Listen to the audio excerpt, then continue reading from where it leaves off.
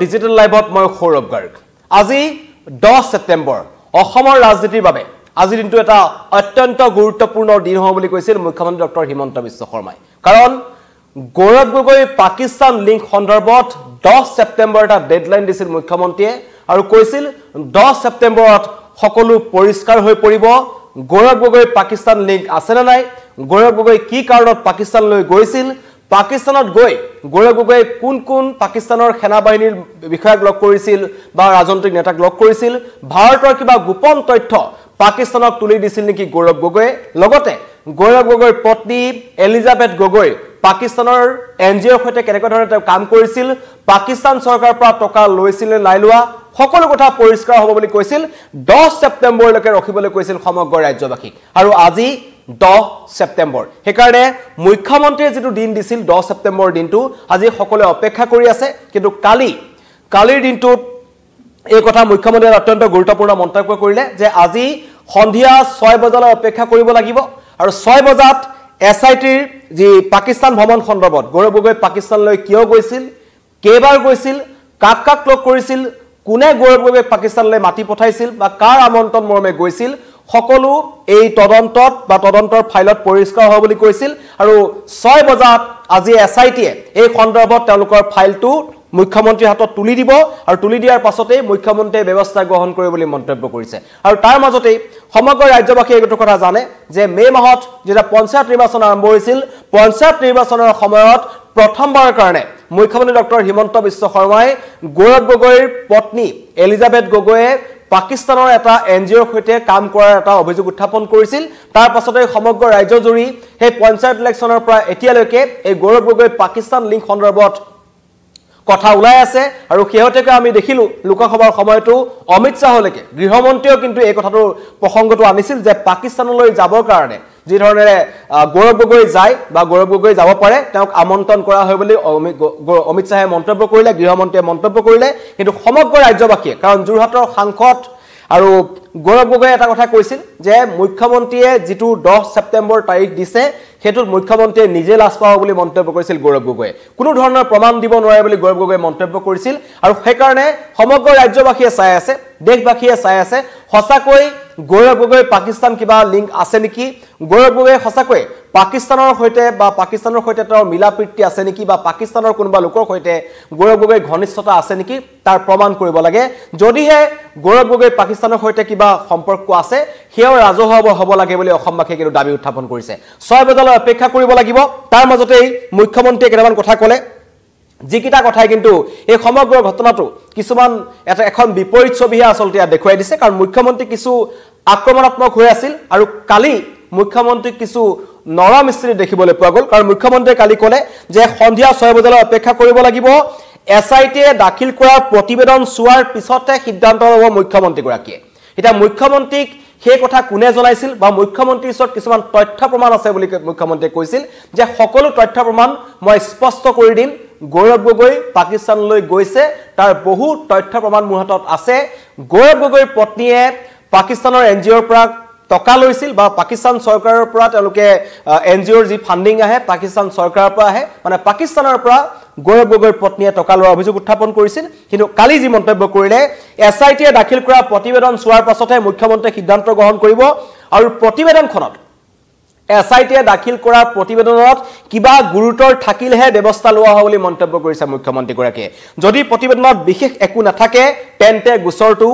বন্ধ কৰি দিয়া হ'ব বুলি মুখ্যমন্ত্ৰীয়ে মন্তব্য কৰিছে আৰু লগতে কৈছে যদি 6 বজাৰ ভিতৰত প্ৰতিবেদন দাখিল কৰিব নোৱাৰে তেন্তে এসআইটিক প্ৰশ্ন কৰিব মুখ্যমন্ত্ৰী গৰাকীয়ে তাৰ পৰা দুটা কথা বুজা যায় যে মুখ্যমন্ত্ৰী এটা কথা কৈছিল যে তথ্য প্ৰমাণ আছে কিন্তু কালি মুখ্যমন্ত্ৰীয়ে ক'লে যদি প্ৰতিবেদনত বিশেষ একো নাথাকে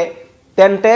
এইটো বন্ধ কৰি দিয়া হ'ব বুলি মন্তব্য কৰিছে এতিয়া সমগ্ৰ ৰাজ্যবাসীয়ে অপেক্ষা কৰি আছে যে এসআইটিয়েনো কি তদন্ত কৰিলে গৌৰৱ গগৈ খসাকৈ পাকিস্তানলৈ গৈছিল নাই যোৱা বা তেওঁ কিমানবাৰ পাকিস্তানলৈ গৈছিল কাৰণ সমগ্ৰ ৰাজ্যবাসীয়ে জানিব বিচাৰে মুখ্যমন্ত্ৰীয়ে এই সন্দৰ্ভত কি মন্তব্য কৰিছে আপোনালোকক শুনা বিচাৰিছো এসআইটিৰ সময়সীমা আছিল 10 ছেপ্টেম্বৰ আৰু তেওঁলোকে মোৰ পৰা কোনো এক্সটেনশন বিচৰা নাই যে আমাৰ কাম ৰখি গৈছে আৰু আমাক 15 দিন দিয়ক এক মাহ দিয়ক যদি এক্সটেনশন বিচৰা নাই তেলে কালি তো ৰিপৰ্ট দিব লাগে গতিকে মোৰ অফিসে আপোনালোকক ক'ব পাৰিব কালি মোৰ পৰা সময় এসআইটি লৈছে নে নাই লোৱা কালি নিয়মতে তো আহি মোক দিব লাগে প্ৰতিবেদন suppose in read certain serious issue is there so immediately it will be processed means I have seen the report nothing is there I will close it so first I have to see the report before looking at it if I make some comment it will be biased so tomorrow let the report be come to me if they have sought my time or if they have not sought my time then at 6 p.m. I will ask my office what happened they will tell me so after that I will read the report then after reading the report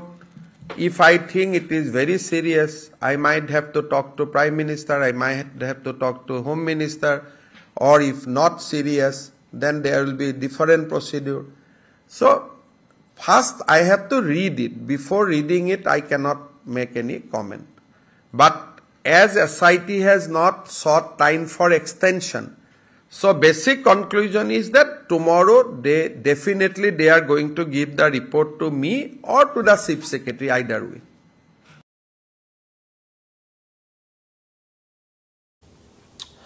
মুখ্যমন্ত্ৰী মন্তব্য শুনিলে তেওঁ কৈছে 6 বজালৈ আজি অপেক্ষা কৰিব লাগিব সমগ্ৰ ৰাজ্যবাসীয়ে কাৰণ মে মাহৰ পৰা এটো এটা ডাঙৰ ইস্যু হৈ আছিল আমাৰ অসমৰ ৰাজনীতিৰ এটা অন্যতম এটো এটা ইস্যু আছিল যে গৌৰৱ গগৈৰ দৰে এজন সাংসদ জুৰহাটৰ পৰা জিকি গৈছে জুৰহাটবাসীক তেওঁ প্ৰতিনিধিত্ব কৰে তেওঁ পাকিস্তানৰ সৈতে তেওঁ কি কানেকচন আছে হেতু সমগ্ৰ ৰাজ্যবাসীয়ে জানিব বিচাৰিছিল আৰু এই অভিযোগ আনিছিল মুখ্যমন্ত্ৰী গৰাকী মুখ্যমন্ত্ৰী হাতত তথ্য প্ৰমাণ আছে বুলি কৈছিল আৰু মুখ্যমন্ত্ৰী আজি কি তথ্য প্ৰমাণ দিয়ে তাক চাবলৈ সমগ্ৰ ৰাজ্যবাসী ৰখি আছে সমগ্ৰ ভাৰতবাসী ৰখি আছে কাৰণ সমগ্ৰ ঘটনাটো ৰাষ্ট্ৰীয় প্ৰেক্ষাপটলৈ গৈছিল গৃহমন্ত্ৰী অমিত শাহে এই প্ৰসংগত গৌৰৱ গগৈ কৈছিল যেটা গৌৰৱ গগৈ আৰু অমিত শাহৰ মাজত কথা তেওঁলোকৰ সংসদত যেটা কথা বতৰা হৈছিল তেতিয়াও কিন্তু গৃহমন্ত্ৰীয়ে কথাটো কৈছিল যে গৌৰৱ গগৈ পাকিস্তানলৈ কাৰবাৰ আমন্ত্ৰণ মৰ্মে যাব পাৰে কিন্তু সাধাৰণ মানুহ যাব নোৱাৰে এই মন্তব্য অমিত শাহে কৈছিল আৰু পঞ্চায়ত ইলেকশ্যনৰ পৰা আহি 10 ছেপ্টেম্বৰ পালে আৰু এই সন্দৰ্ভত অখিল গগৈ কালি এটা মন্তব্য কৰিছে বিৰোধীয়ে মন্তব্য কৰি আছে যে মুখ্যমন্ত্ৰীয়ে কৈছিল যদি গৌৰৱ গগৈ পাকিস্তানলৈ যোৱা নাই বা যদি মই মিছা কথা কৈছো তেন্তে মই পদত্যাগ কৰিম এই মন্তব্য মুখ্যমন্ত্ৰীয়ে কৈছিল সকলো তথ্যৰ মান আছে বুলি তেওঁ কৈছিল আৰু এতিয়া কালি অখিল গগৈ কৈছে যেটো কালি অখিল গগৈ গুগামুখলৈ গৈছিল তাত তেওঁ মন্তব্য কৰিছে যে 10 ছেপ্টেম্বৰত হয় গৌৰৱ গগৈ জেললৈ যাব নহলে মুখ্যমন্ত্ৰীয়ে পদত্যাগ কৰিব কোনোবা এটাটো হ'ব কিন্তু আজি মুখ্যমন্ত্ৰী যেটো মন্তব্য মই আপোনালোকক শুনালো তাত মুখ্যমন্ত্ৰীয়ে আওপকীয়াকৈ এটা কথা কিন্তু কৈছে এসআইটিৰ প্ৰতিবেদনখন চাইহে তেওঁ ব্যৱস্থা গ্ৰহণ কৰিব যদি প্ৰতিবেদনখনত বিশেষ একো নাথাকে তেন্তে গোচৰটো বন্ধ কৰি দিয়া হ'ব যদি গোচৰটো বন্ধ কৰি দিয়া হয় বা খুব যদি ডাঙৰ ইস্যু নাছিল সেই ইস্যুটো মে মাহৰ পৰা ছেপ্টেম্বৰলৈকে কি কাৰণত টনা হল হেতু ৰাইজে প্ৰশ্ন কৰিব বিৰোধীয়ে প্ৰশ্ন কৰিব আৰু গৌৰৱ গগৈ একাংশই কৈছে যে ফ্লপ শো হ'ব গৌৰৱ গগৈ নিজে কৈছে যে মুখ্যমন্ত্ৰীয়ে ফ্লপ শো হ'ব মুখ্যমন্ত্ৰীয়ে নিজে লাজ পাব বুলি গৌৰৱ গগৈ মন্তব্য কৰিছিল কিন্তু আমি সকলোৱে অপেক্ষা কৰিব লাগিব কাৰণ এখন তদন্ত কমিটি আছে এসআইটি গঠন কৰা হৈছে এসআইটিয়ে সমগ্ৰ ঘটনাটো চাই আছে আৰু প্ৰথম কথা গৌৰৱ গগৈৰ এজন সাংসদ যদি পাকিস্তানলৈ যাব পাৰে তেতিয়া আমাৰ যেটো নিৰাপত্তা দিশ আছে গৃহ মন্ত্ৰালয় আছে বা গৃহ বিভাগ যেটো আছে সেই গৃহ বিভাগটো কৰবাত ব্যৰ্থ হৈছে কেনেকৈ এজন সাংসদ পাকিস্তানলৈ যাব পাৰে বা গৈছে কি কাৰণত গৈছে সকলো তথ্য এই এসআইটিয়ে প্ৰতিবেদনত দাখিল কৰিব প্ৰতিবেদনখন মুখ্যমন্ত্ৰীয়ে চাব তাৰ পাছত এই সমগ্ৰ ঘটনাটো জনাব কিন্তু সমগ্ৰ ৰাজ্যবাসীয়ে অধীৰ আগ্ৰহেৰে এই সমগ্ৰ বিষয়টো চাবলৈ ৰখি আছে কাৰণ 10 ছেপ্টেম্বৰলৈকে মুখ্যমন্ত্ৰীয়ে নিজে ডেডলাইন দিছিল তেতিয়া কিন্তু কোৱা হৈছিল যে 10 ছেপ্টেম্বৰত সকলো পানীৰ দৰে পৰিষ্কাৰ হৈ পৰিব আৰু তেতিয়া সকলোৱে বুজি উঠিব যে গৌৰৱ গগৈ পাকিস্তান কানেকচন আছে নে নাই প্ৰথমতে আৰম্ভ হৈছিল গৌৰৱ গগৈৰ পত্নীৰ পৰা এলিজাবেথ গগৈ তেওঁ কোৱা হৈছিল যে তেওঁ ভাৰতীয় নাগৰিকত্ব নাই আৰু ইমানখিনিলৈকে কোৱা হ'ল যে গৌৰৱ গগৈ ল'ৰা ছোৱালীৰো তেওঁ ভাৰতীয় নাগৰিকত্ব নাই যিকোনো মুহূৰ্তত তেওঁলোকে দেশ এৰি গুচি যাব পাৰে এনেকুৱা ধৰণৰ মন্তব্য কৰিছিল আমাৰ একাংশ মন্ত্ৰীসকলে শাসকীয় যিসকল আছে অশোক সিংগাল হৈ গ'ল পীযুষ হাজৰিকা হৈ গ'ল মন্ত্ৰী জয়ন্ত মল্ল বৰুৱা সকলোৱে গৌৰৱ গগৈৰ বিৰুদ্ধে খুচ্ছা হৈছিল ডাঙৰ ডাঙৰ মন্তব্য কৰিছিল তেওঁলোকৰ নাগৰিকত্বক লৈ প্ৰশ্ন উত্থাপন কৰিছিল আৰু আজি ৰাইজক যি ডেডলাইন দিছিল মুখ্যমন্ত্ৰী গৰাকীয়ে ৰাজ্য মুখ্যমন্ত্ৰীয়ে যে 10 ছেপ্টেম্বৰলৈকে আপোনালোকে অপেক্ষা কৰক 10 ছেপ্টেম্বৰত সকলো পৰিষ্কাৰ হৈ পৰিব আৰু 10 ছেপ্টেম্বৰ আজি সেইকাৰণে আপোনালোকৰ মাজলৈ প্ৰসংগটো উঠাই আনিলো সন্ধিয়া 6 বজালৈ অপেক্ষা কৰিব লাগিব আৰু গৌৰৱ গগৈ ইতিমধ্যে তেওঁৰ নিজৰ মন্তব্য দি থৈছে যে এটো কেতিয়াও হিমন্ত বিশ্ব শৰ্মা হওক বা যিমানে এসআইটি নহওক কোনে প্ৰমাণ কৰিব নোৱাৰে কাৰণ মই পাকিস্তানৰ লগতে মোৰ কোনো ধৰণৰ সংযোগ নাই আৰু কি কাৰণত সংযোগ থাকিব এনেকুৱা ধৰণৰ মন্তব্য গৌৰৱ গগৈ কৰিছিল আৰু সকলো ৰাজনৈতিক খেল বুলি মন্তব্য কৰিছিল আৰু এতিয়া আজি 10 ছেপ্টেম্বৰত পুৱা কিন্তু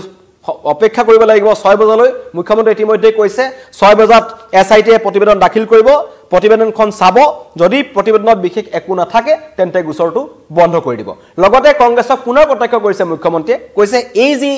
গৌৰৱ গগৈৰ যেটো প্ৰসংগ আছে সেই প্ৰসংগটো তল পেলাবৰ কাৰণে এজিপিৰ পৰা যোৱা সত্যব্ৰত কলিতা আৰু বিজেপিৰ পৰা যোৱা বিনন্দ শইকীয়া এই দুইজনকে আৰু এজন নেতা তিনিজনে দিল্লীত যি কংগ্ৰেছত যোগদান কৰিছে হেতু এই ঘটনাটো তল পেলাবলৈ কংগ্ৰেছে কৰিছে বুলি মুখ্যমন্ত্ৰীয়ে মন্তব্য কৰিছে আৰু লগতে বিৰোধী কংগ্ৰেছক অপৰিপক্ষ আখ্যা দিছে মুখ্যমন্ত্ৰী ডক্টৰ হিমন্ত বিশ্ব শৰ্মাই সকলো ঠিকে আছে কিন্তু সকলোৱে অপেক্ষা কৰিছে সন্ধিয়া 6 বজালৈ মুখ্যমন্ত্ৰীয়ে কি তথ্য মান দিয়ে গৌৰৱ গগৈ কেতিয়া পাকিস্তানলৈ গৈছিল কিমান বাৰ গৈছিল গৌৰৱ গগৈৰ পত্নীয়ে পাকিস্তান চৰকাৰৰ পৰা সঁচাকৈ টকা লৈছিল নেকি তেওঁ স্যালাৰি পাকিস্তান চৰকাৰৰ পাইছিল নেকি সকলো 6 বজালৈ অপেক্ষা কৰিব লাগিব পানীৰ দৰে পৰিষ্কাৰ হৈ পৰিব মুখ্যমন্ত্ৰী কোৱাৰ দৰে ধন্যবাদ